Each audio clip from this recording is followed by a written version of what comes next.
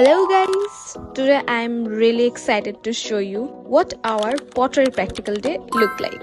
So আমি যে course নিয়ে আমি আমার অনার্স করছি সেই কোর্সে খালি প্র্যাকটিক্যাল আর প্র্যাকটিক্যাল। অনেকে হয়তো জানে না ঢাকা ইউনিভার্সিটির উপাদান প্রকল্প হলো আমাদের এই campus government college of applied human science. শুরুর দিক দিয়ে এই কলেজটি ঢাকা ইউনিভার্সিটির অ্যাফিলিয়েটেড কলেজ হিসেবে যাত্রা শুরু করলেও পরবর্তীতে ঢাকা ইউনিভার্সিটির বায়োলজি ফ্যাকাল্টির উপাদান প্রকল্প হিসেবে গণ্য হয়েছে। তো এখন আবার আমার কোর্স প্র্যাকটিক্যালের কথায় আসা যাক। শখের লম্বা লম্বা নখগুলো কেটে নিয়েছিলাম কারণ আজ থেকে টানা 7 দিন আমাদের এই মাটি নিয়ে কাজ করতে হবে। মাটি নিয়ে কাজ করাটা actually it's really fun, but মাথায় যখনই ঢুকে এই প্র্যাকটিক্যালের উপর আমাদের মার্কস আছে তখনই মাথাটা ঘুরে যায়। অ্যান্ড আমাদের এই কোর্সে কোনো রিটেন এক্সাম নেই, so we have to do our best on this pottery project.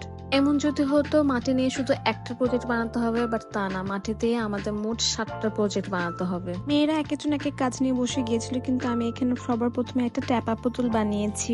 যে যার ইচ্ছে মতো স্ট্রাকচার দিয়ে ট্যাপা পুতুল বানাতে পারবে, যে কোনো টাইপ। আমি চিন্তা করলাম একটু ইউনিক কিছু করি, এখানে একটা হিউম্যান ফেস বানাই। আর যেহেতু ট্যাপা পুতুল বানানো ইজি, তাই ফার্স্ট কাজটা আমি এটা দিয়ে শুরু করেছিলাম। ছোটবেলায় কম বেশি কিন্তু আমরা অনেকেই মাটি এবং ক্লে দিয়ে খেলেছি, এবং সারাদিন ধরে এই ট্যাপা পুতুল বানালাম আমি নিজে। তো মাটির ল্যাব দিন বিকাল পর্যন্তই খোলা ছিল, এরপর আর খোলা রাখবে না। বাসায় আমরা মাটি নিয়ে যেও কাজ করতে পারবো না, আমাদের সব কাজ ল্যাবেই করতে হবে। তো সেদিনের মতো আমাদের কাজ শেষ। এরপর কাজ শেষ করে আমি আমাদের বড় মাঠে যেভাবে করে বসেছিলাম এবং কাশফুল দেখছিলাম। বেশ সুন্দর কাশফুল আমাদের ক্যাম্পাসে উঠেছে। এখনকার ওয়েদার গুলো যে কেমন, সকালবেলা এই দেখলাম বৃষ্টি, এখন দেখলাম ঝকঝকে রোদ। তো এই টানা 1 সপ্তাহে মাটির জিনিস আমি কি কি বানাবো সবকিছু আপডেট আমি আমার নেক্সট ভিডিও গুলোতে দিব। সেই পর্যন্ত সবাই ভালো থাকবেন, সুস্থ থাকবেন। Tata, bye bye, see you, and don't forget to follow my channel.